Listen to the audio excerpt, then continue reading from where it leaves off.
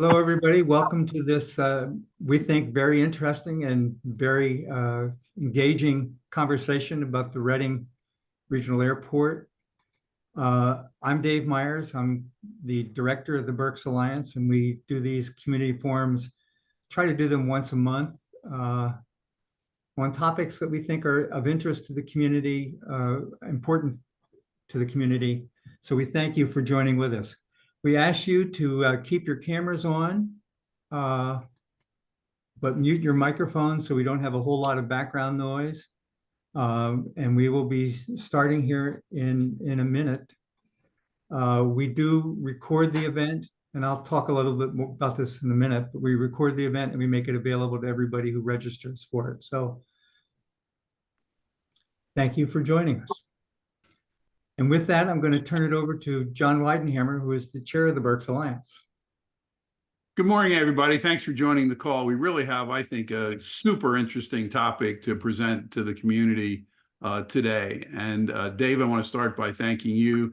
Dave is the executive director of the Berks Alliance, and he takes full responsibility for organizing these meetings and really does a good job at that. But I also want to thank our presenters today. We have Commissioner Christian Leinbach, who's going to kick off the presentation, and then we have Zachary Tempesco, who was the airport manager at the Reading Airport. And if you've been following sort of the story relative to the Reading Airport, you know that there have been some recent changes with the county acquiring the fixed base operators out there.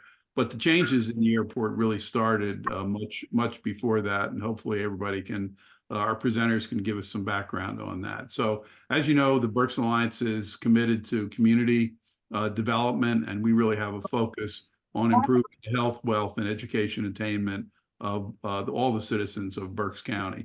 So with that, I'm going to turn it back to Dave with thank you again to get things rolling. So Dave, take it away. Thank you, John. As I said before, we are recording the event. We will send it, a copy of the recording to everybody who registered. We do find that there are some people who are interested in the topic but aren't able to join us. So we make sure we get them a copy of the video. We will also post it on the Berks Alliance website and share it with our friends at BCTV. We ask that you use the chat function at the bottom of the screen to submit your comments and questions. Once we get done with the formal presentations, we will move to the questions and comments. I'll sort of function as the moderator of that part of the program. Any questions or comments that we don't get to answer during the session, we will share them with our panelists and give them the opportunity to respond to them and share those back with everybody who's here for the program. So with that, I'm going to turn it over to the man who is both the chairman of the Berks County Commissioners and is also the chairman of the Reading Airport Authority. Christian. Thank you very much, David, John. Really appreciate the work of Berks Alliance. I really can't let my opening comments go by without noting that while we're focused on air traffic today and air transportation, we would not be where we are today with passenger rail if it wasn't for the initiative of the Berks Alliance. They initiated the study, in my opinion, that brought this back to life. They paid for it. And so the work of the Alliance is valuable to our community. And I really appreciate David Myers and John Weidenhammer and their leadership. So thank you for hosting this. Very quickly, when I was elected back in 2008, shortly after that, I had someone with knowledge of the airport say to me, there's kind of a joke going around, there's no pilots on the airport authority. It's more important to have a real estate license than a pilot's license. And I thought, that's pretty poor. So my goal was to appoint people that were aviation people. The first person I appointed to a vacancy was Craig Lutz, who had his helicopter pilot license. But beyond that, I really believed that we needed a more aggressive focus on the future of the airport. And that really came in to reality over the course of 2021 into 2022, when eventually the county took, and not in a aggressive way, with the existing airport authority, 7 members, we took over direct responsibility. And the way that happened is the 7 members in October of 22 resigned, and the county immediately appointed the 3 commissioners and our chief operations officer to take their place. We reformulated the bylaws so that no longer do the commissioners appoint 7 members, but the bylaws state that the members going forward are the 3 sitting commissioners, the chief operations officer or that person's equal, and the director of community and economic development or that person's equal. So today, Commissioner Santoni, Commissioner Rivera, and myself are the 3 commissioners. Kevin Barnhart is the chief operations officer, and Pamela Mennett, our director of community economic development, is the 5th person on that authority. We also went immediately from 1 meeting a month to 2 meetings a month. We immediately began a tenant advisory committee, and we made a commitment to aggressively grow the airport. That led to the opportunity to purchase the 2 existing FBOs and create 1 single FBO. In our research, we found that a number of airports, even surrounding airports, Lancaster, Lehigh Valley International, and others, have a single FBO, and they're able to be more competitive and better control the service that is provided. We had another blessing that we inherited, and that is the person that's going to be presenting to you today. That's Zachary Tempesco. Zach is a native of Berks County. He grew up in the Fleetwood area. And if you have any questions about that, I can tell you I've showed up in the Fleetwood area numerous times, and people come forward. Hey, do you know Zach? Do you know Zach? Well, Zach graduated from Fleetwood High School. He went to, I believe it's the Florida Technical Institute.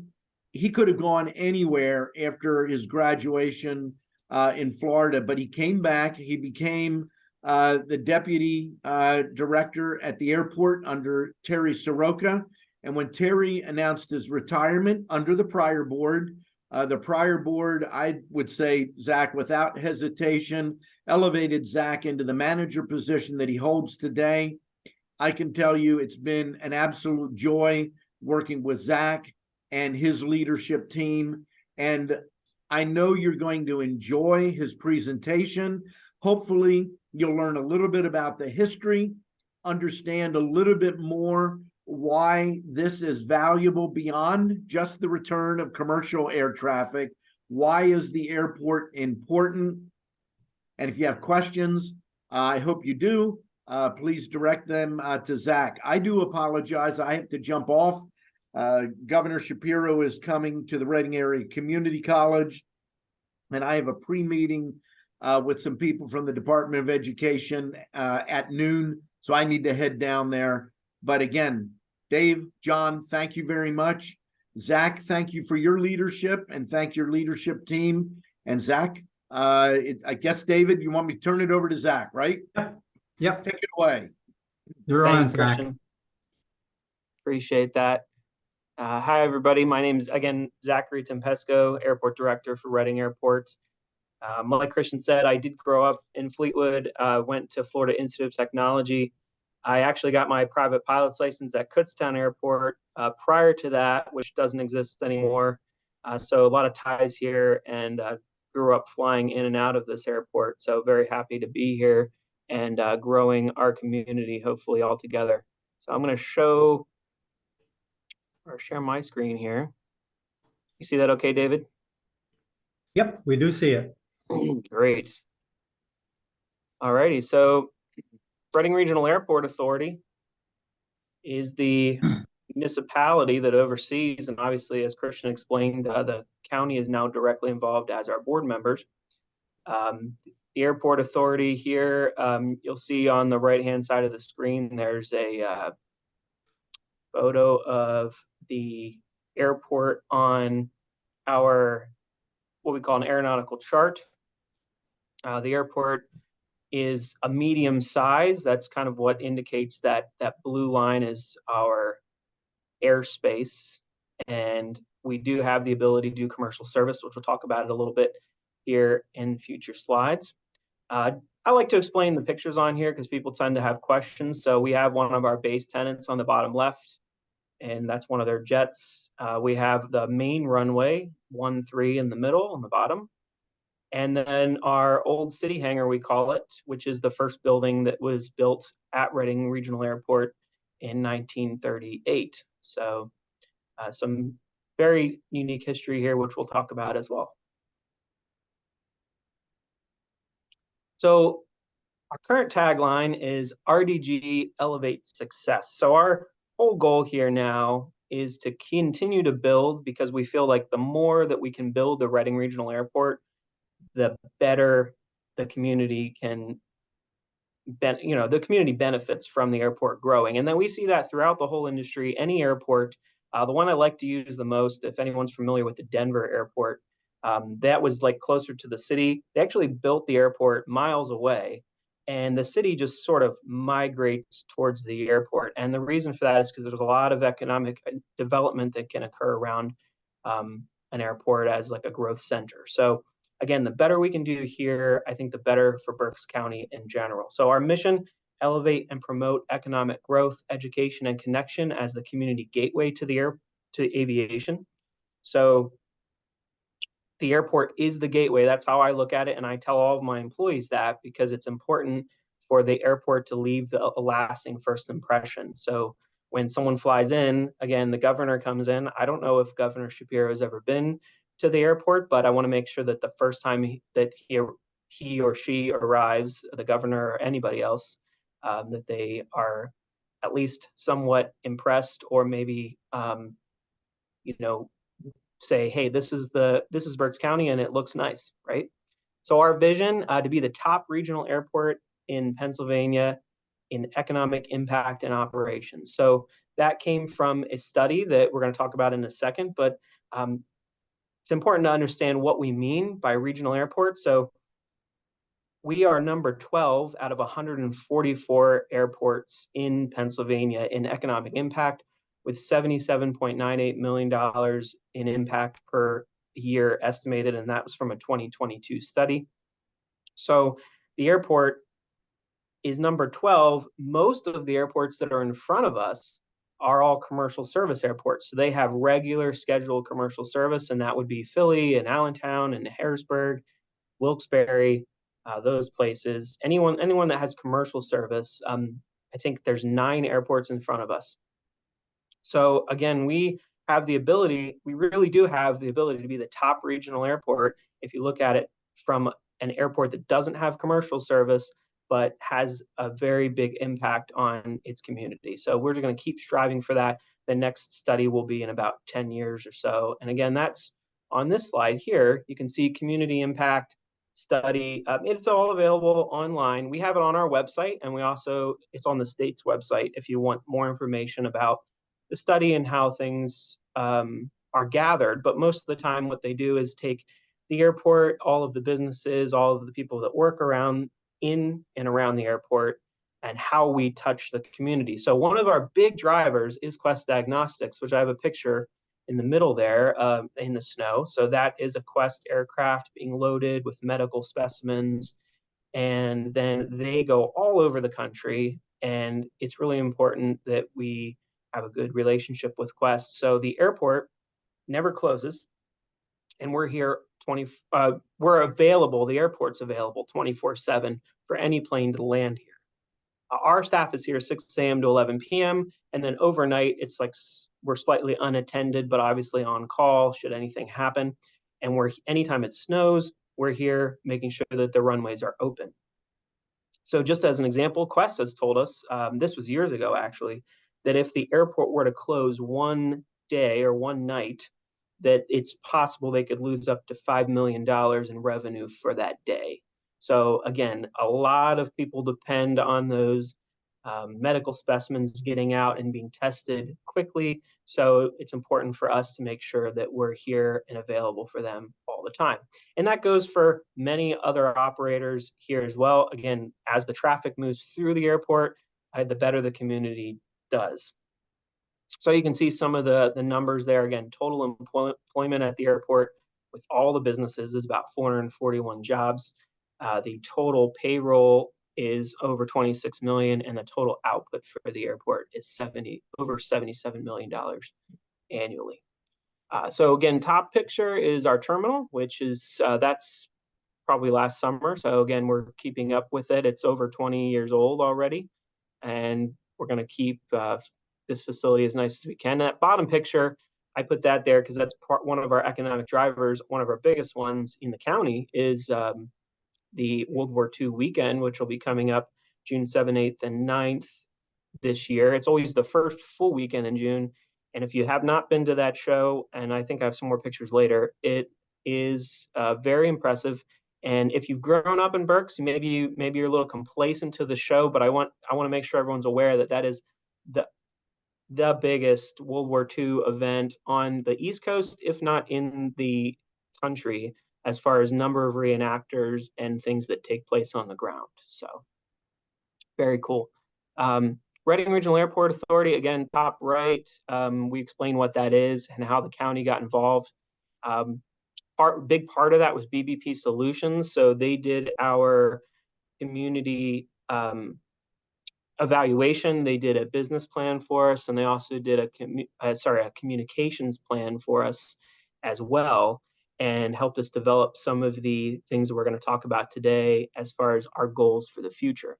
And then our bottom right, that's our brand new logo for Reading Aviation, which is our new fixed-base operator. So we're going to talk more about that later, but just some background. A fixed-base operator is the fuel provider on the field, and they provide the primary aviation services. Not necessarily maintenance in our case, but we provide all the ground services, like when a visiting aircraft comes in. Now the authority is in charge of making sure that that aircraft is greeted, that it's serviced, that we can get fuel for that aircraft, greet the customers or the guests, and then they can turn around and leave whenever their departure time is as well. The airport itself, just a quick overview of the facility and the grounds. So you can see Reading Airport in the middle there. We have about 770 acres. We did have more. We sold a tract of land to the east of the airport, which is between the secondary runway that runs north-south and the river, and that's Berks Park 183. So this photo is a little bit older, but if you've driven around the airport lately, you'll see the big FedEx facility that was built on that property. Again, we did sell that off. That was, I think, 190 acres of property at the time, and that was sold to Berks, BCIDA, Berks County Industrial Development Authority, and they facilitated the relationships with developers. And now we do have another facility going up, which the final tenant has not been released yet that I know of. And we expect a lot of development in and around the airport as well in Bern Township.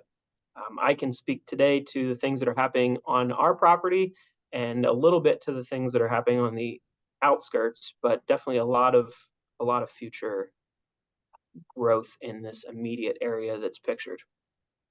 So the airport facility, our main runway is 6,350 feet long and 150 feet wide. And the secondary runway is 5,151 feet and 150 feet wide. Just to compare that to bigger airports so that you understand, like a Philly or a Pittsburgh, they're usually about 200 feet wide, and they can get up to between 7,000 to 10,000 feet long. So we're right on the edge there.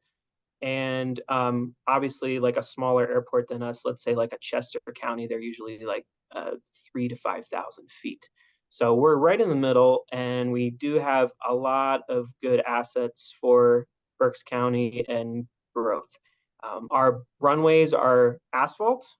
Bigger, much larger aircraft can land on concrete. So when you go to like a Pittsburgh, they have all of their runways made out of concrete. Ours are asphalt. That doesn't mean we can't take bigger airplanes. We do have some World War II infrastructure underneath the asphalt, which is concrete, and that allows us to accept. You've probably seen the President's 757 come in, as well as 737s, and we've even had C-5s from the military and C-17s from the military come into Reading. So we can take very heavy aircraft. However, our runways are asphalt and they are grooved, which means that the water, there's actually channels built into the runway, and the water's whipped away to the outside of the runways. And that helps in the wintertime to make sure we can prevent freezing water on top of the asphalt surface. It gets whipped away a little faster. And the HIRL there on the left, that's high intensity runway lighting. So that means that we have a higher end runway lighting system so that when aircraft are coming in, they can see us better. The airport is FAA certified. So it's Part 139. That's what that is there. And what that means is that the airport has a different set of regulations and a higher end of expectations. So we get an annual inspection from FAA, which we just completed actually last month.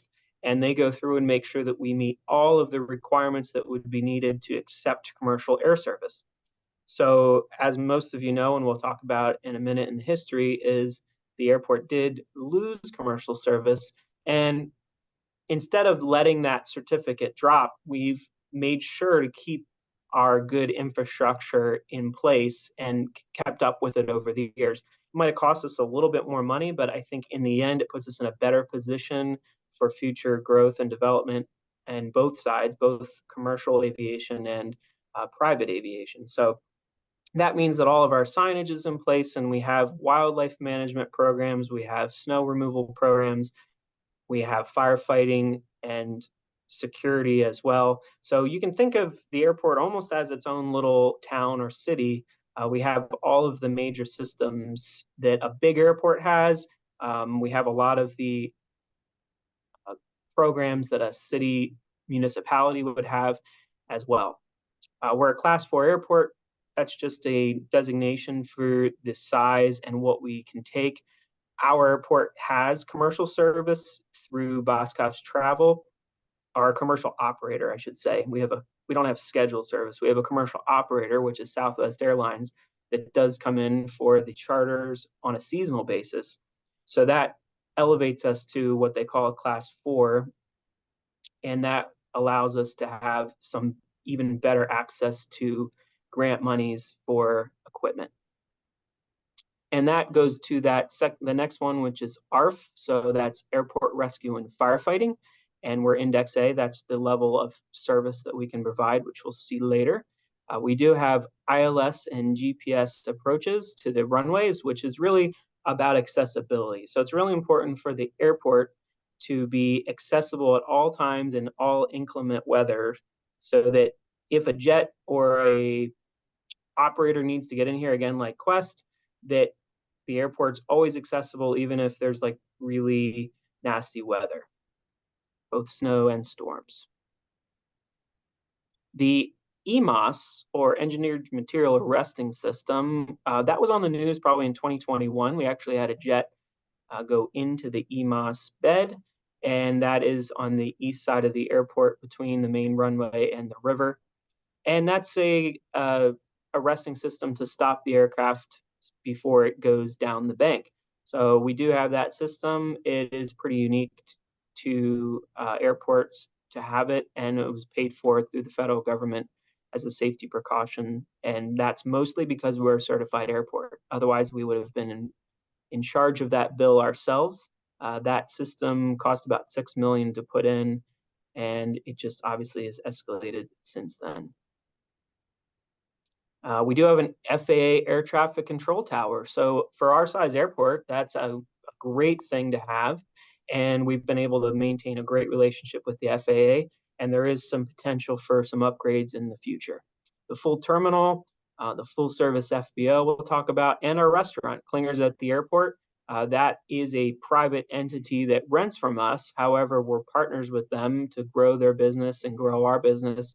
So So I'm sure many of you have come to Clingers at the airport. I think they're doing a fantastic job. They just did some recent renovations to make it more World War II themed, and we look forward to working with Mark Klinger in the future. Our main goals I have on this slide. So we want to make sure we grow business aviation growth, which again will help the community directly. We want to be financially stable. So that's important for us to make sure that any deals going forward on the airport lead us to success, 30, 50, 80 years out. And that we have operation excellence and safety. So that's maintaining that Part 139 certificate, making sure that all of our operators and all of our ground staff are top notch. Alrighty, so before we discuss the future, I like to see where we've been. So most people appreciate a little bit of historical background. So I could spend a lot of time on history, but I will do my best to give you a brief overview with some details here. So the airport was developed in 1938. You can see in the main photo here, the airport kind of laid with the Reading in the background. This photo is a little bit, doctored for the time. They wanted to show off the airport, but for the most part, it's fairly accurate with the aerial imagery of what the airport looked like. You can see in the foreground, they have like a pipe laid in there to show, some of the future development that they were doing. The airport at the time was only like about 3,000 feet long on the runway, so it was actually much smaller than it is now.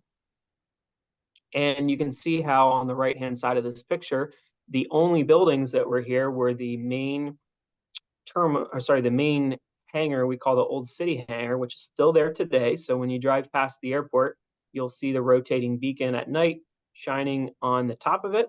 And then there's a small building next to it, which was the restaurant. And that's currently a couple tenants in there, Olson Design and Contour Mortgage are in that building. And it's been heavily modified since then, but those were the two main buildings on the airport. You can actually see one of the things I like to point out is that the airport was about level with 183.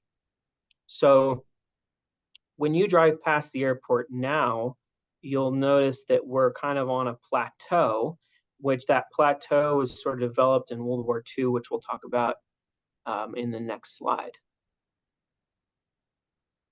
So in World War II, the airport expanded almost 10 times. Our runways got much bigger, and we were a base by the Army Air Corps was the reason for this base, and we had B-24 Liberators, which are in this picture here. So the top photo is actually, that's the original Reading Jet Center. Originally was a Reading Jet Center. If you drive up there today, that's what the buildings will say. We just bought that building back, and this is behind the FedEx. So if you drive up behind the FedEx, the ramp, we call that the West Ramp. This is actually a photo of that ramp from World War II with B-24s on it, getting ready for Europe at that point, because the Army Air Corps is actually responsible for building the airport to what it is today. And then the Army Air Corps took the B-24s, got them ready for service, and then flew them over to Europe. So the airport actually had 319 B-24s on the airport in 1944. December of 1944, I have some original documentation from the commander, the base commander here at Reading. There was actually over 400 aircraft. I think it was 420 about on the airport. Of the 420, 319 of them were B-24s. Now, just flipping back, I mean, this is a big airplane. So if you come to World War II weekend and you see the B-24, it's a 4-engine bomber. I mean, you can see bottom right picture how small that gentleman at the top is. It's a big airplane. So I think 319 of those scattered around our property. You can actually see it in this photo. I'll give you a second to look at it, but there's all these little dots on it. All those dots and all those little groups of airplanes are all B-24s. So it's pretty amazing to see, how much was here. So in this photo, again, there's a ton of things that were put in, and it's amazing to me how quickly. So bottom left, you can see the original hangar that we just talked about from 1938. In front of it, there's like this little strip. That's actually the original runway. And then they built the base around the original airport. Again, it's about 10 times bigger. So the Army Corps of Engineers comes in. They build the main ramp, the main maintenance facility hangar, kind of right in front of the old city hangar along 183. They build 3 runways, much bigger than the old ones. They have concrete ends to them so that the big B-24s can land on the concrete. They build ramps where the aircraft can park. They build 3 of those. They have a full ordnance center. There's a 300-bed hospital, which is over the original location would have been like Van Reed Road and Liza's-Bridge Road, which there's a industrial park there now. G&T Industries is kind of on the corner. So that's where the 300-bed hospital used to be. There was a full barracks, which in this picture is kind of top center. So that there was a ton of buildings back there. They built a sewer treatment plant. They put in all of the plumbing, the electrical, the water. They put in they put in a POW camp. So it's a prisoner of war camp. That would be bottom right of this picture. And those prisoners of war would have gone out to Anilani orchards and picked fruit and then came back at the end of the day. There was a full shooting range that they put in. They called a shooting buttress, where they'd actually taxi the aircraft out and test the 50 and 30 caliber machine guns on the aircraft before that they were certified. The thing that surprises me the most about all of this is that they put all of that infrastructure in a year and a half. So think about how long a project takes now to get done, even a small building, and all the different approvals that need to be completed. And they did this whole base in a year and a half. So pretty crazy. All right, so after World War II, I don't have any intermediate slides, but we have, we had a service here, and in about the beginning of the 60s, the Reading Air Show really started ramping up. So this is some of the initial pictures of the Reading Air Show.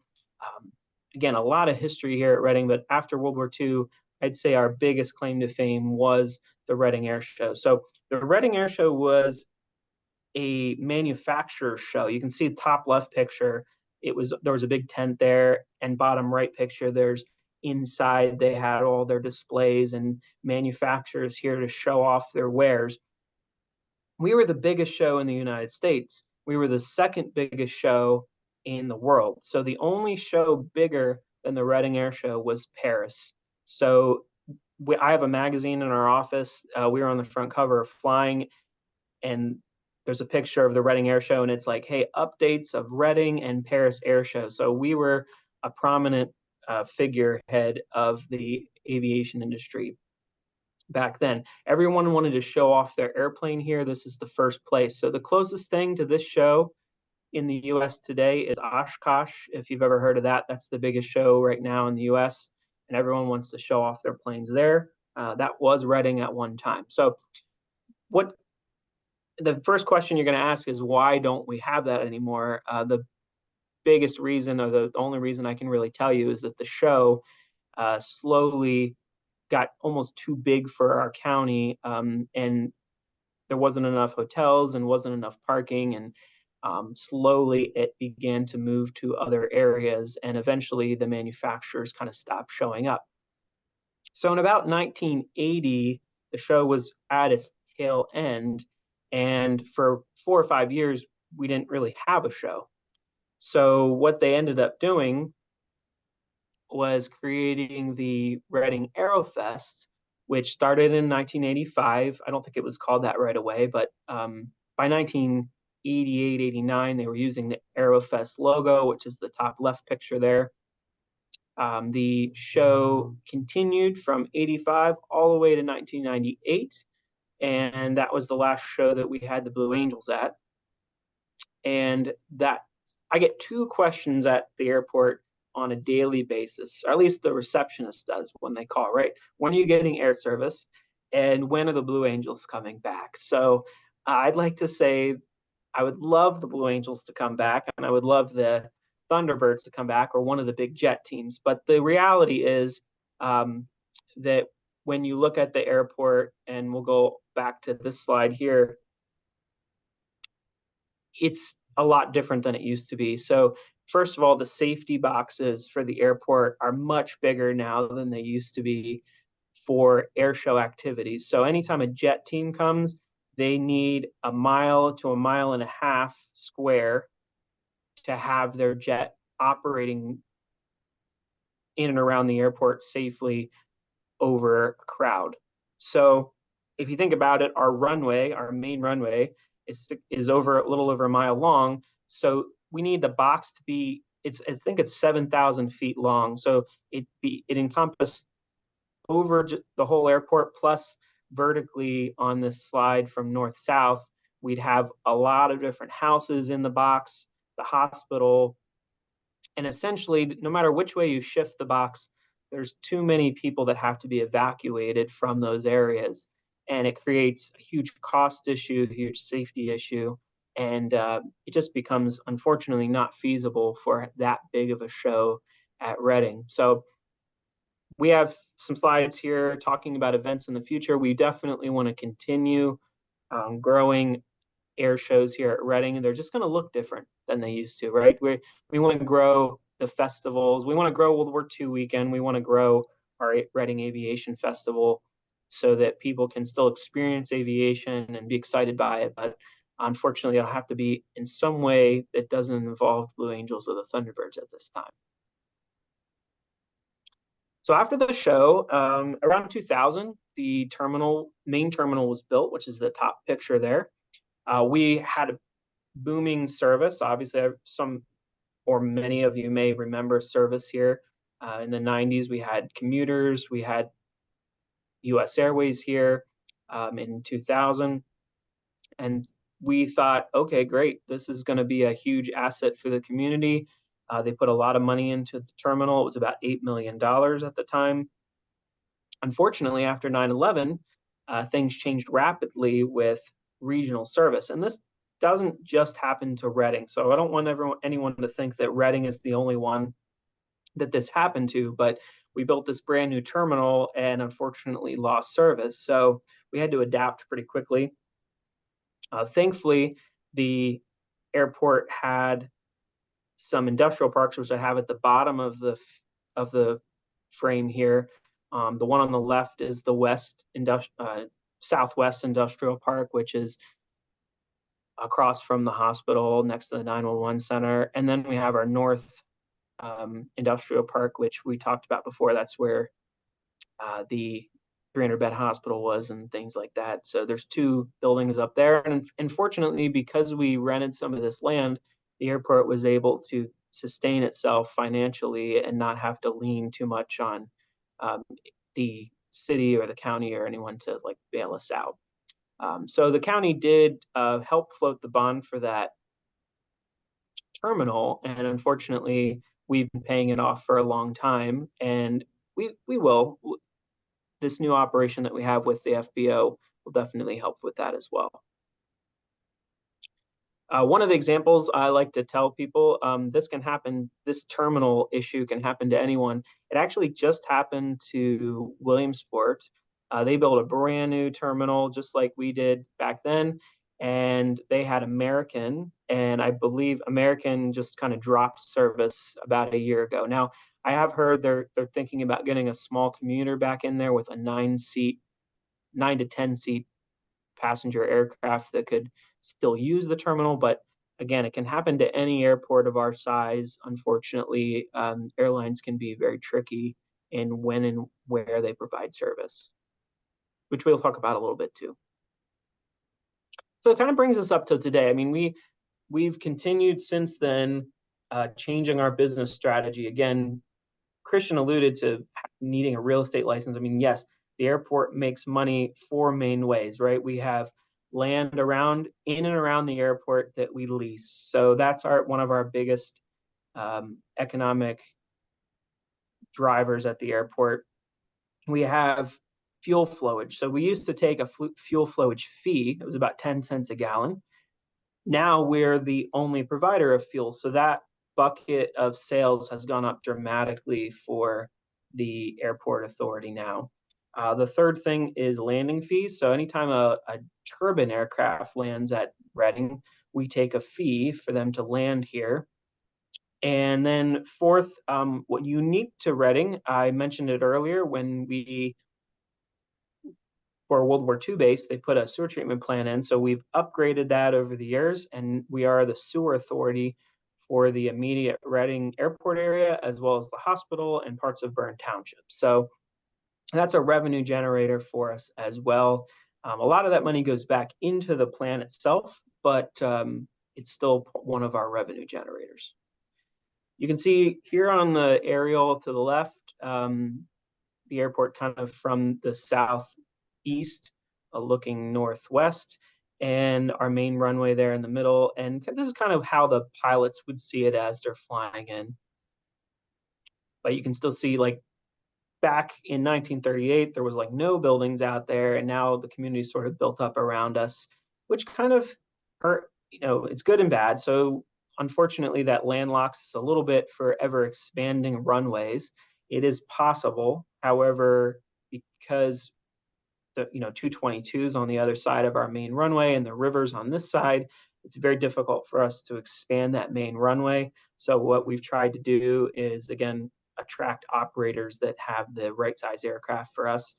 So again, 737 is the ideal design aircraft for this airport, and we'll continue again to look at that.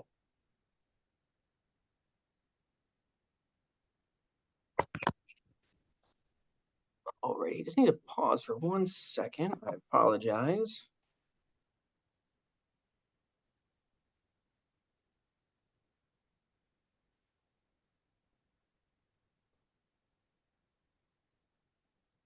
This slide is very helpful. There's a lot of information here, Zach. Yes, I'm sorry. Yes, so there is No, a lot that's of fine. information on this slide, and I just want I'm not going to go over all this, but I want to. There's so much going on at the airport, and the airside operations here are our center point. So that's why that's in the middle. We start there every day to go over runways and taxiways and make sure that everything at the airport is ready for an aircraft to come in. But in and around that, so we start there, we go out, our team takes care of the pavement, the grass, the lights, the security. They take care of the airport rescue and firefighting equipment, first aid, medical, and all the repairs on the buildings. As we go around, again, we have commercial and landside operations that the airport takes care of on the industrial parks and works with those facilities and the township. We have our wastewater treatment plant, which we talked about. Now at the bottom, we have our fixed base operator, which is a whole nother facet to our business. And we've hired another 14 employees. So we have an FBO manager, a line service supervisor, the line service staff, the customer service staff that we all hired. So we went from, in the previous slide, you can see the top right picture, that's our main staff, which there was only 8 of us, or 8 of them, sorry, there's 7 maintenance guys and 1 mechanic. And we have myself, my director of operations, and our director of administration, and a secretary. So that was the whole staff. And then we bought the FBO, and now we have about 25. So real quick, that's our snow equipment in the right center. And, we do have a lot of equipment that we take care of the airport for snow ops. So I like just to point that out.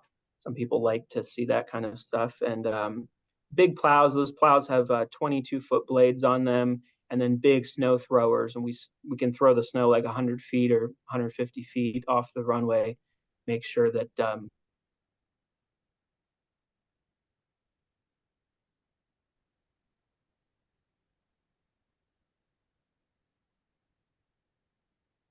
That's what me to start looking. I didn't go to the hospital. My sister wasn't out of surgery, Oh, okay. but I know it's new to you. Oh, I think we lost our Yep, I'm presenter still here. doing It the- is in the PA. Let me let him know he's got to come back in.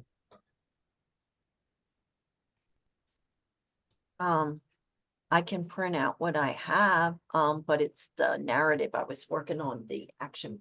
I mean, it's up to you if you want me to start reading, if you have stuff that you want me to start reading. Whoever's talking. could you please- Jessica, could you do us a favor and mute your microphone?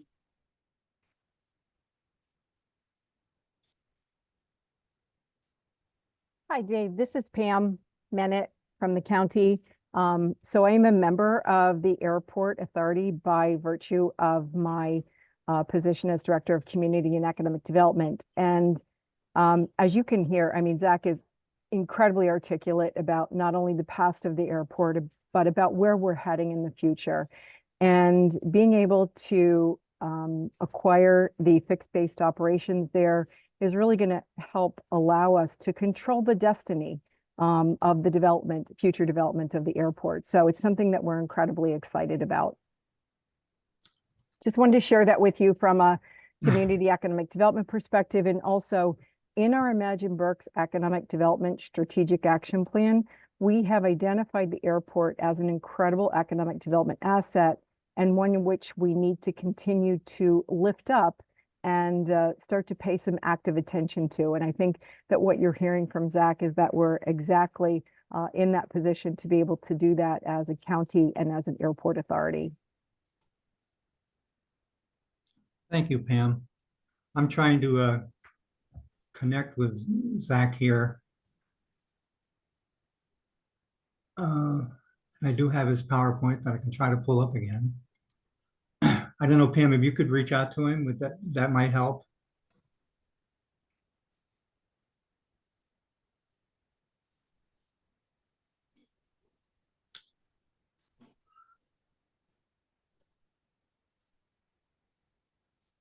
And let me see if I can get to where we were.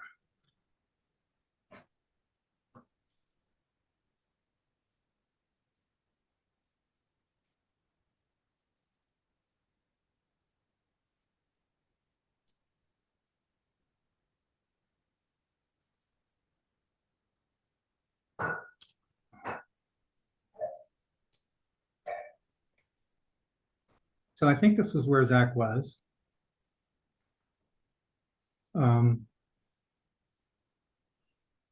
I think you're right, Dave. I think this is where we left off. Zach is trying to rejoin right now. Okay, thank you. Thanks, Pam. Appreciate it. We need all the help we can get. Why don't you go to the next slide, Dave, and see if I think you just have to let him in, Dave. Yep. Thanks, Zach. No worries at all. Okay. It's should be- you're a friendly group here, so. Yes, we're all excited about this. So, and I will stop sharing my screen.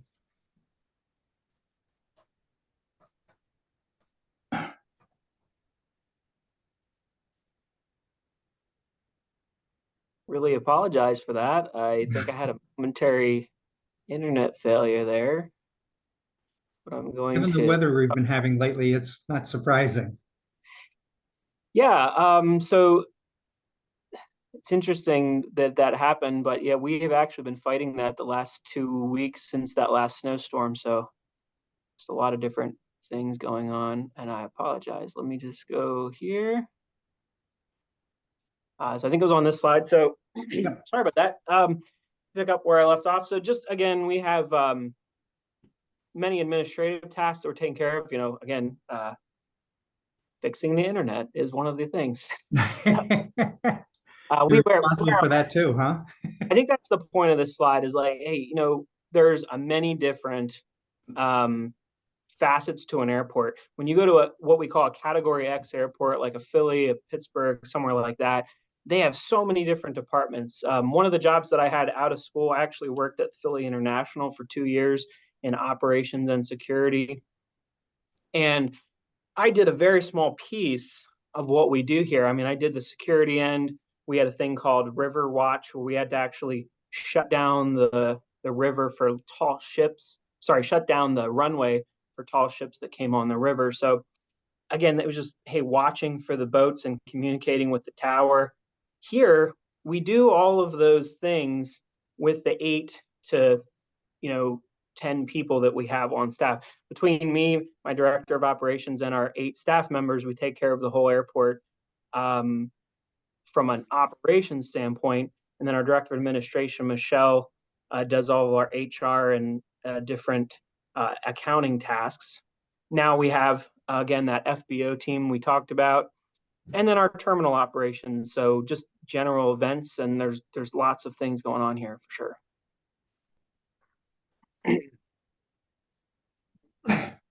Alrighty, so our Southwest Boscov's travel flights, I think most people are probably aware of the Boscov's charter. So we have that charter coming in it's only about 10 times a year now. So it could be a lot more, but we need people to call Boscov's and book a trip, right? So right now they're filling a 141 passenger Boeing 737, which is the bottom left there.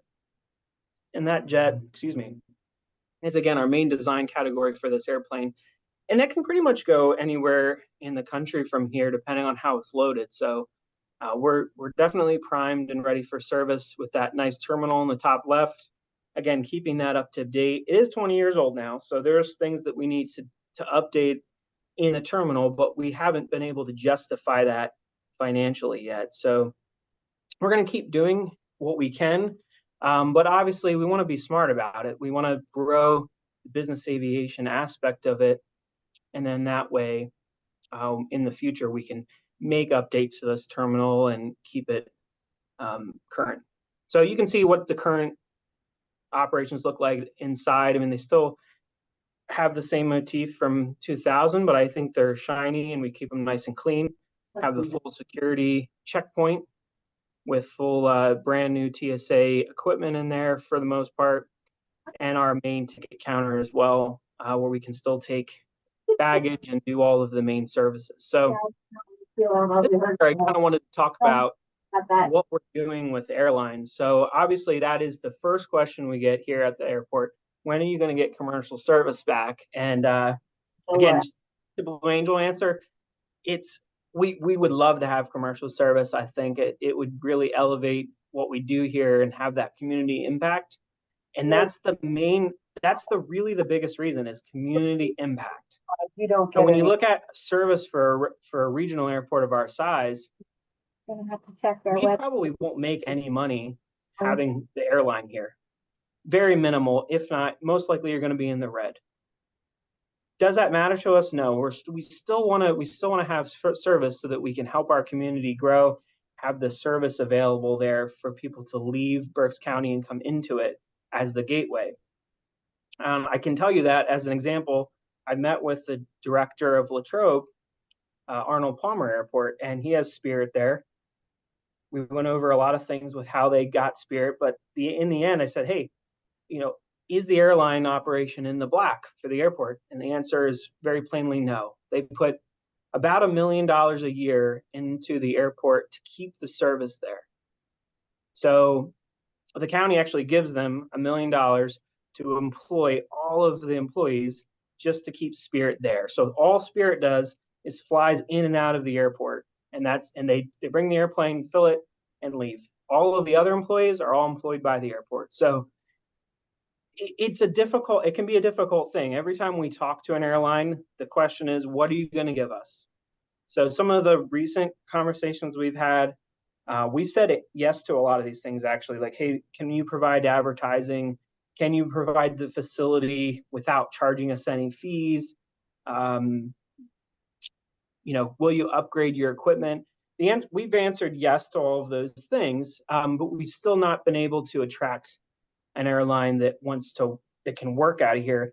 I think the main hurdle that's keeping them from coming in is, can you prove to us that you have the market in the county? I think most of us in this meeting are going to say, yeah, we have the market. We know we can do it, right? But proving that to them can be difficult, and we've kind of struggled with that some. So any data, if anyone has any data, I'll solicit the group. If anyone has any data that they can help us get to prove to an airline that we have the market, we'd be welcome to it. The argument that I always have to an airline is, hey, you know, if we pick the right one, Reading has a lot of market around us that we can pull right from other counties and, you know, other airports if we picked the right airline. And we've been trying to get in front of those airlines to have that conversation, and we'll keep doing that. I think some of the things right now we're focusing on the charter is, again, growing the Boscov charter, maybe even providing other charter opportunities out of Reading that might go to other locations. So those are things that we're actively working on, and we continue to be open to those changes. All right, so events at Reading, lots of things going on. I can tell you, we strive to have top quality events here. Obviously, the main one, World War II weekend, that's put on by the Mid-Atlantic Air Museum. I'd like to stress there that, you know, the airport does facilitate that event, and we love having that event. It is put on by the Mid-Atlantic Air Museum, though, so I want to make sure to not create any confusion. We do get a lot of phone calls at the office, obviously asking us about questions for the event, but most of them get directed to the Mid-Atlantic Air Museum because it is their show. But the airport does facilitate the event by letting them have it on that side of the airport, cordoning off, you know, doing the coordination from FAA and the TSA as well for security. And the museum, it is a great event if you haven't come to it, but definitely make your way out. So we'll continue to do that. We want to have the aviation festival as well, which is the top right picture. So that event, this is an aerial from last year. It was pretty windy and a little chilly, so a little bit, you don't see too many people in that picture, but that was a little bit early on. We had some nice airplanes there, though. We had a C-130 and some corporate jets, and we're going to continue. We had a lot of commitments, but unfortunately, the Middle East started to call for C-17s and some of the military operators that we had asked to come. So they all kind of declined last minute, which was unfortunate. But we're going to continue this year to ask for those assets and hopefully provide airplane rides again this year. We did have that all lined up. Unfortunately, last year that was very windy. We had a great turnout, though, in the terminal itself. We had over 40 exhibitors, about 1,500 guests. We estimate that day. You can see the parking lot's pretty full out there and starting to fill up on the outside in this early picture. We have plenty of VIP visits to Reading. I'm expecting that could ramp up again. I mean, we had Pence, former President Trump, the current Vice President Kamala Harris, all come in over the last 5 years, I guess it's been. And every time that happens, obviously security changes. We kind of have to drop what we're doing for 2 or 3 days and really ramp up changing our operation around. I mean, you see in that bottom right picture, we had to, you know, they had to bring in buses and we had to get them a lift and all kinds of things. So lots of different hoops to jump through for sure.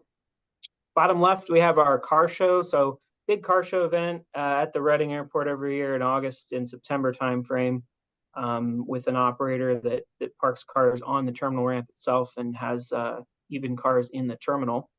And then top of the picture, we're very proud of this event. It's called Christmas in the Air.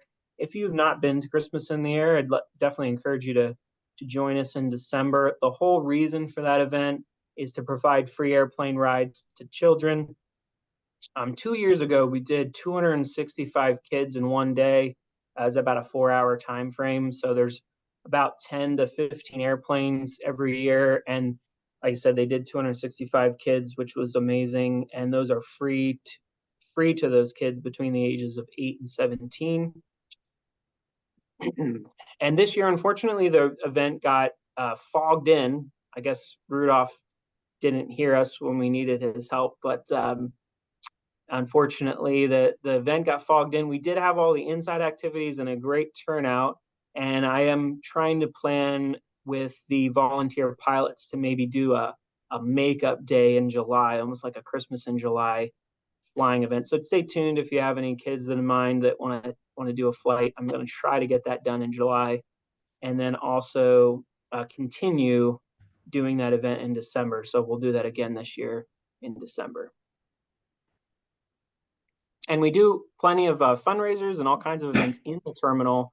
I don't think I mentioned that, but we do have a terminal space for events. So if you think of anyone that we do business meetings and events in that space, it can hold about 75 to 100 comfortably for presentations. And then we've had up to 150 seated guests for certain types of events, like a retirement party that we had and so forth. We do a lot of aviation outreach. So most of the kids on the left-hand side here are all students from both Twin Valley and Wilson. And those students are 17, 18 years old, in high school, looking to figure out what they want to do with their careers. So we've had people that want to become pilots, engineers, aerospace interest. And it's been a great program. We've really enjoyed kind of showing the students about what we have here at the airport, take them through all of our things that we talked about earlier, like, hey, what do we do with landside operations versus airside, and how does that correlate to the aircraft actually flying? We usually get them in the cockpit. You can see that top left picture. That was Connor a couple of years ago, took a flight. We try to take them down to another airport or fly them around a little bit. This year, our students are from Twin Valley. Top middle picture is Faith, and bottom kind of center middle is Wyatt.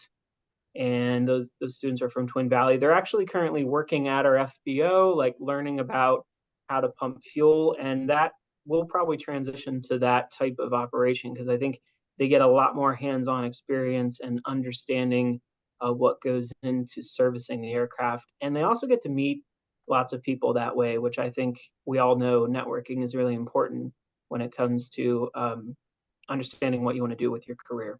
On the right-hand side, that's Civil Air Patrol. So Civil Air Patrol is on the field. They have a I would say a flourishing wing, they call it. And I think way over 30 kids at this point in their organization.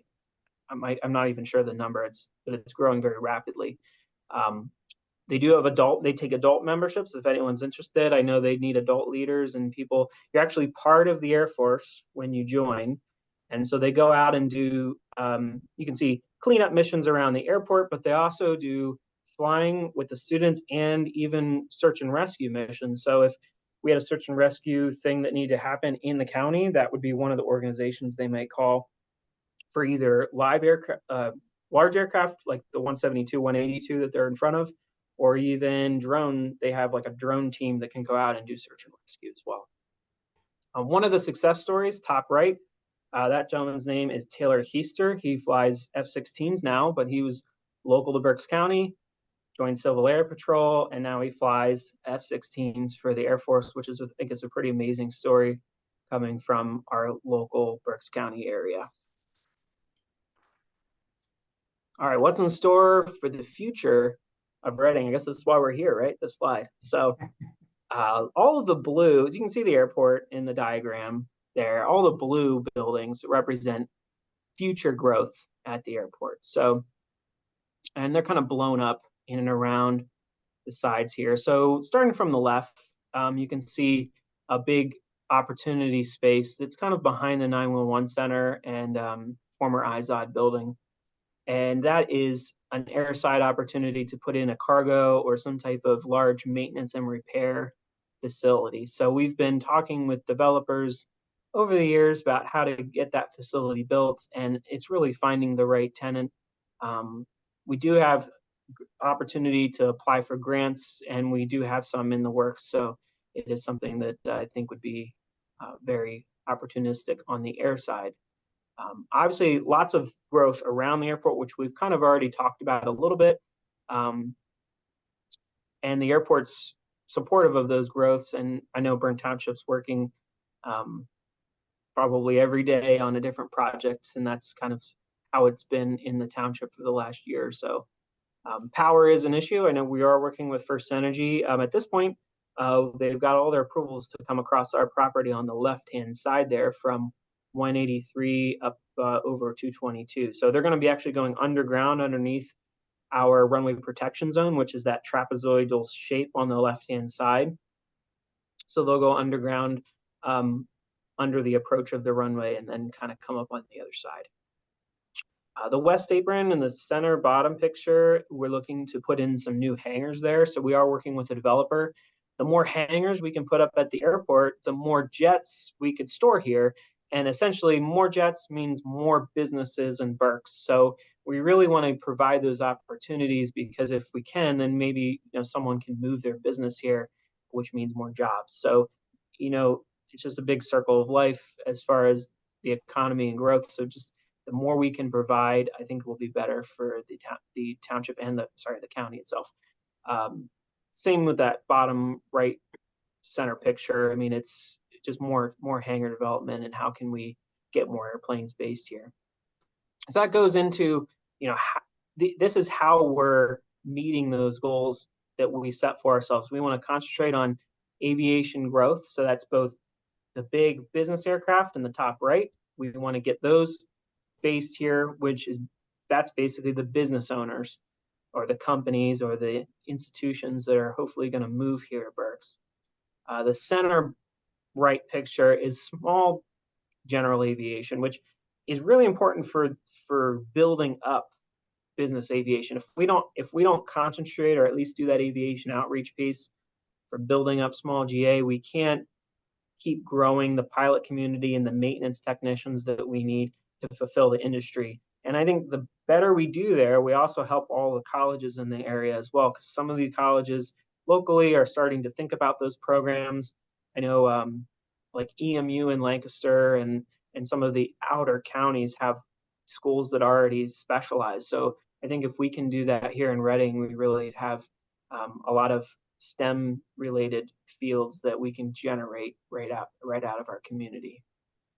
And that bottom right picture sort of represents the future of aviation. So we always want to be cognizant of where the aviation industry is going. That is a fully electric airplane in the bottom right. If you saw it on the news, it's the same one that visited Reading this past year. That company is called Beta Technologies. They're trying to figure out how to create an electric aircraft that will transport medical specimens. So if you remember from our presentation earlier, we have Quest here.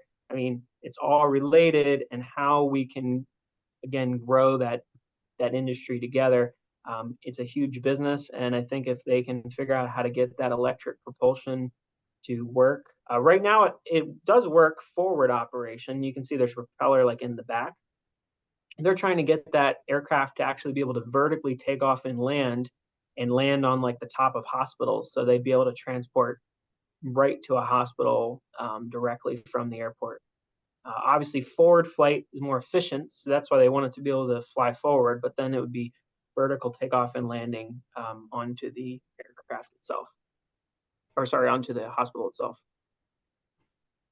Some of the current projects that we have at the airport. So just showing you here, we've got a new tower potentially in the future, airfield lighting, a new parking lot at the terminal, and we have our new apparatus. So we upgraded the apparatus to try to get more service here. So that's something that I was working on with our operations team. So we actually got that truck on the right-hand side. It's a 3,300 gallon truck. Our current truck on the left is only 500 gallons. So that truck on the right, we acquired from the Air Force. We actually got it for free. We paid $1,300 to get it here, ship it here, but the acquisition fee was free. So it's something we're kind of excited about. Our fixed base operator that we just acquired. So top left picture is our main facility. Sorry, it's kind of correlated here with the map. Bottom right-hand side of the map, right next to the terminal, is our main facility that we chose because of its location. You can see some jets there in that photo. And we partnered with Avfuel, which is our main fuel provider, and they provided some trucks. We have 3 new trucks from them, as well as 3 inherited trucks that we use. So we have 6 fuel trucks total on the field, and our goal is this year about 1 million gallons. The other facility pictures that you see there are the hangars that we acquired. We acquired 9 different buildings with the sale and acquisition of those 2 companies. So over the last 2 months, it's about 2 months now, we're merging those 3 companies together, the 2 old facilities with the Reading Airport. And I think in overall, the operation has been going well. We started selling fuel on day 1. Anyone that started a new business knows usually you have a little bit of time to kind of at least go over with your staff. We had to immediately day 1 to come in and sell fuel. So we tried to work with them as much as we could before day 1, and then came into the facility. Everyone checked in with us, and we started selling right away. So it's been pretty interesting journey so far. Obviously, any new business is going to have some teething problems, but I think that overall we're doing a great job. Our team is pretty fantastic. You can see our team there at the FBO. So Ken Shadursky is in that top left picture on the right-hand side. He's our FBO manager, and our line supervisors in that picture as well, Gordy Clark, and then our line service staff. And we do have customer service staff as well that aren't pictured. But we've been doing some updates to the lobby. You can see bottom right picture is the original lobby. And then we just recently got new carpet and new paint. So we're going to continue to do that and make the facility nice. We want to make sure when people come in, they have a great first impression of our community. Some of our customers at the airport, lots of main through line on this slide is that they're all very different, right? We've got very small to very large in that bottom picture. We've got the 737, we've got utility vehicles in the middle, or helicopters, and then our main business jets. So overall, really important to be the gateway. This is the gateway. That's what this picture's here for, right? So this is the first thing a pilot sees, or maybe a corporation or a CEO or someone that comes into the county. We want to make that good impression, the facility look nice. We want them to come in to the FBO and be impressed. I think when they get off the plane and they look over, they can see the pagoda right from our FBO now, and just tying all of that community in is really important, and making sure that we continue to grow so the community does as well. So if we can be the best that we can be, we'll reach our goal of being the top regional airport in Pennsylvania. And I think that'll, again, it'll in turn benefit everyone here in the county of Berks. So I really appreciate, that's my last slide. I really appreciate everyone bearing with me through that little hiccup we had, but I'll take any questions that anyone might have. Well, let me get started here. You did say that there's an interest in bringing commercial flights back to Berks County. What can the community do to help you with that? I think the community directly, I would say, a lot of times we get the question is like, hey, when are you going to bring back service? I used to do this or that. And sometimes I'll ask them like, oh, how often did you use the service? Like if they remember doing it. Right. Or how often do you travel now, right? Like how often do you go see somebody through the airline? And they might say like, hey, I fly once a year. Well, unfortunately, that's probably not enough. What we need to know is, how many businesses, maybe the business community can help us more, because it's like, how many times do you send someone to go on an airline ride to go visit someone? Now that's reduced from COVID, but I know it's come back. The industry's returned to its former glory as far as numbers are concerned. So we did put out a survey with GRCA, but if anyone knows of a business that does a ton of flying, and uses commercial operators, any of that data that we can share with the airline, I think would be helpful. Okay, that's good. Part of what we were able to do with the passenger train stuff was to show that there was really a need for the service, and it would be very significant in terms of the ridership. So helping you prove the ridership is going to be important. You mentioned that Boscov's uses it for their travel. Where do they send their planes to? Where do they take the people? Do you have any idea? Oh, yes, I'm sorry. Boscov's charter goes direct from Reading Regional Airport to Orlando International. So it's a direct flight. And if you call Boscov's, you could book, a lot of people know them for Disney, but you can book Disney, you can book Universal, you can go on a cruise, you can just go to the beach, you can go visit grandma, whatever it is.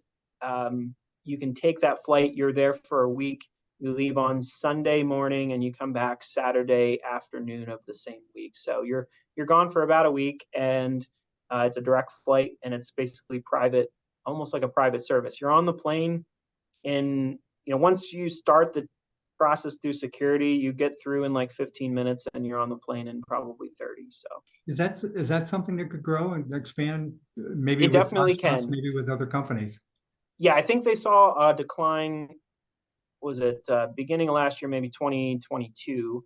They saw a decline.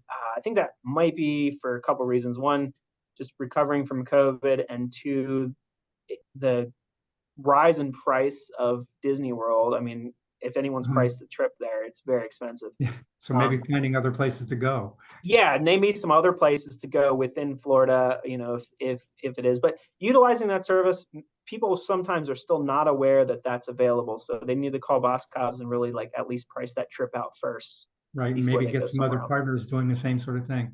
The company, Jim, do you want to say anything? Yeah, I say that we've taken that charter any number of times, and it's incredible. You're in the park by 11 o'clock in the morning.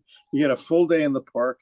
And then on your last day, you board the plane around 5 o'clock at night. So you've got time in the park, and it's just so nice to be able to come right into Reading, not have to hassle with parking, and you're home in 15 minutes from the flight. It's been very well received, both here and in Wilkes-Barre and in Lancaster. And it is something we're looking to expand. But you're right, there was a drop really as a result of COVID, and we're seeing that pick back up now. We had Zach, I want to thank you for making it so easy for us to do, and for advertising for us as well. So thank you. We're trying our best. You had mentioned about the relationship with the schools and the students in the schools. How do you do that? What school districts you're working with? Who do you work with at the schools? Have you talked to the CTCs, for instance? Yes, so Twin Valley and Wilson. Wilson was the first one, and they both have very strong internship programs within their schools. So we work within that structure. I mean, I need that for sure. I need that mentor on that side of the school district to be kind of guiding the students to us. We can't take everyone because we just don't have enough time, unfortunately, we don't have enough people to facilitate that many students. But I definitely interview students throughout the process, and we pick the ones that we feel that are the most interested in aviation and growing their careers with the aviation mindset. So is that something we could help with in terms of nudging school districts, or the? I would think the biggest thing you can help with nudging school districts is making sure that they're aware of and push students towards our career fair in October. So that aviation festival is a career fair, and when I said exhibitors, that's what I meant. It's all schools and companies that are aviation based, and we really want to get students to that event. Sure. Has the impact that Berks County's had as sort of a center for logistics, the warehousing and all that sort of stuff, had an impact on the airport? Is there a connection there? Yes, I mean, I think there is. I mean, directly, it would be hard for me to say. Like, FedEx isn't directly flying in and out of the airport. Obviously, they're based right next to us now, but we always see, it's hard for us to judge that, right? Because people come in, they fly their private jet in, their company jet, to visit those places. So it's really important. Again, people see that private aviation sometimes and say, hey, that doesn't help me because that's some guy on his jet. It's like, well, no, that person picks Berks County because of the fact that they can move their business there, and then that helps all of the people that are employed by that business. So it's just you just need to think of it that way instead of like, hey, that's just an expensive jet I can't The afford. rich guy flying a plane, right? The reports that you mentioned, are they available to the public that people could take a look at them? Reports for You talked about early on about the reports that you did for the where the like the business plan and Yeah. those Yeah. those are public knowledge. Now, like any municipality, we're going to ask them to submit a right to know request, but yeah, well, we could definitely do that. Okay. We had a question about noise, and airports have noise connected to them. What do you do about the noise, and is that an issue? Has it been a challenge for you? Yeah, so we do have a noise plan. They basically come in and they do a study and create noise contours for the runways. One of the things that we do to try to curtail that now, anyone that's based here, we talk to them about where to do their run-ups and where to make their, when they're doing their run-up, that's when their engine's going to be the loudest on and about the airport. The biggest noise complaints I get are probably helicopters, which I can't, we can't say, no, you can't come here because we're a public use airport. So anybody's allowed to fly in here. What we can do is ask them to, maybe limit which runway they're flying on as much, but sometimes that's weather dependent and we can't always correct it. I don't get too many noise complaints, really. A lot of times, the biggest calls that I get are things I can't completely out of our control, like, hey, a helicopter's flying over my house in Fleetwood, and I'm like, well, it's not even my airspace, so we can't do much about it. Yeah, but we do take the calls, we do record it, and then have it available for the FAA. And control what you could control. Yeah, there've been a lot of helicopters lately flying around here, and I live in the city up by Albright, and we've noticed a lot of them as well. So I'm not blaming you.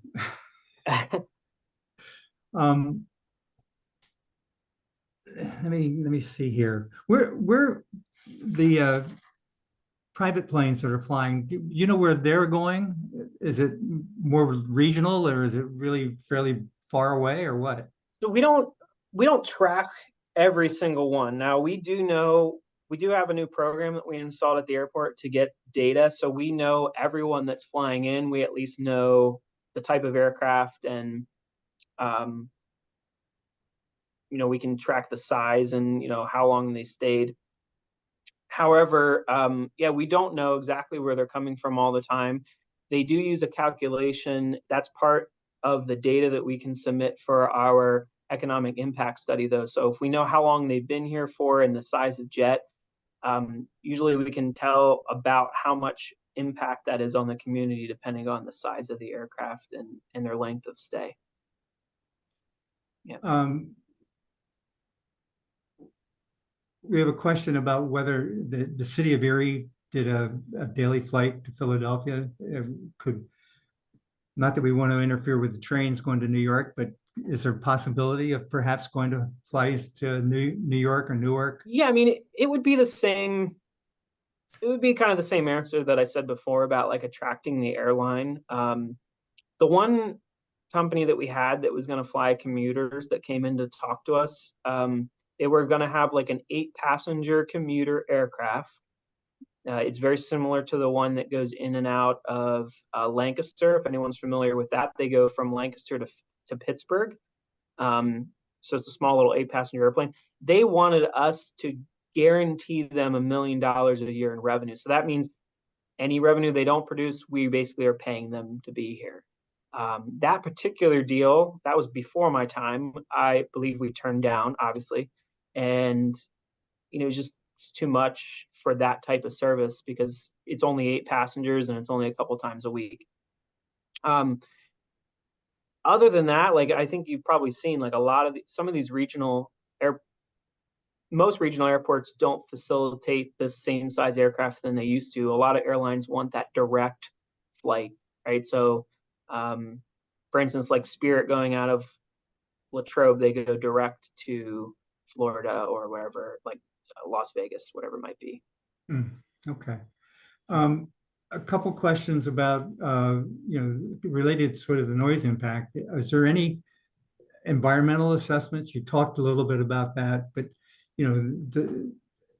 how frequently do you do that? What kinds of protections do you offer for that kind of Yeah, stuff? so we take the noise complaints and we create a report, and then that is given to the FAA, and then depending on how many and the severity of the complaints, then it would generate a study. And then depending on how the study turns out, then the airport may or may not have to take action to the recommendations. We don't have the same type of noise complaints that a big airport would have, where they end up having to put in sound deadening and air in local homes and things like that. It's just, we don't have the traffic that a big airport has, right? Just to compare our traffic. So we do about 120 operations a day on average at the airport. But our yearly ops probably equal a daily operation at like Philly, right? Philly, yeah. So Philly probably does 30,000 operations a day potentially. Yeah. Is there any other environmental impact for fuel emissions or any of that kind of stuff that you take a look at? Yeah, I mean, the whole industry is looking at that for sure. And we're going to continue to be, so we talked about like electric aircraft and different fuel sources. So there is sustainable aviation fuels that the industry is working towards, and we're going to continue to stay on top of that. As it becomes more available to us, it is something that we could carry so that we'd be more environmentally friendly for sure. And related to that, Berks County is sort of the battery capital of the world, and there are at least a couple major companies here that are working on electric vehicles, how they can work with that. Have you connected any of the people that you're working with in the electric planes with any of the local companies that might be able to help? Yeah, we have been in conversations with EnerSys. I know they're working on some systems for battery car charging stations, which in turn could help with the aviation charging stations in the future. I think the biggest thing is right now the industry does not have a sustainable electric aircraft that can really provide the service flight times needed. But when that does start to become more of a reality, I think we're in a good position to expand with it. Yeah, cool. Well, we're getting close to the end here, and let me see if get any other questions from people. I do have one that I want to end with. I've got a question about how much did the county pay for the existing FBOs, and are the appraisals available to the public? Everybody wants to know what you're doing in public information. Sure. So yeah, we paid, I believe it's $13.8 million for the current facilities. The bond was 15.8, so that we'd have extra for capital improvements, which we'd have to spend within the next 2 years. The facility, the only reason we even did this was because we had to prove, we did our due diligence to make sure that we can take that debt and pay it off with the revenue from the facility itself. So the county did not give us any money directly to buy it. We took a bond, which the county did help us with that part of it because they do have a much better credit rating, obviously. So they helped co-sign the bond, if you will, for that operation. But those appraisals may be subject to public record, but they could do a right to know request, and I would definitely put it by our solicitor for sure. If people wanted that information, they should send you a right to know request. And Yep. Yeah, no problem. Yep. Okay. Well, we've reached our 1 o'clock time. I have one final question for you. Have you ever considered doing a balloon fest and using hot air balloons at the airport? I've never had anybody approach us. I mean, that's kind of a neat idea. Yeah, I guess it depends on like what's the impacts on the airport and the community for sure. Now, I've never pursued it directly. We do it with the events that we have now. I can tell you our plate is very full, but I'll consider any proposal someone brings if it's going to be like a cool, fun event. even especially if it helps bring some economic impact for sure. Jim, you want to say Dave, something? David, it's Jim Boscov. As a user of the airport, can I make a comment? Sure. Okay, Zach, first of all, thank you. This has been a terrific presentation and you've done a terrific job. And I think that you let people know what tremendous potential that the Reading Airport has.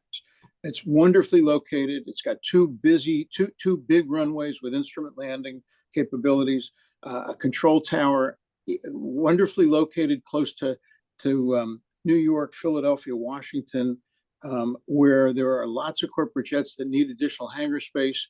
And I think you guys are doing a great job. So and the other thing I would say is that in taking over the FBO, you've put out much more attractive fuel prices, which will attract additional pilots and aircraft. Thank you, Jim. Appreciate that. Thank you. And with that, Zach, we will thank you for the presentation. It was a great show. You have to thank the commissioner for us as well.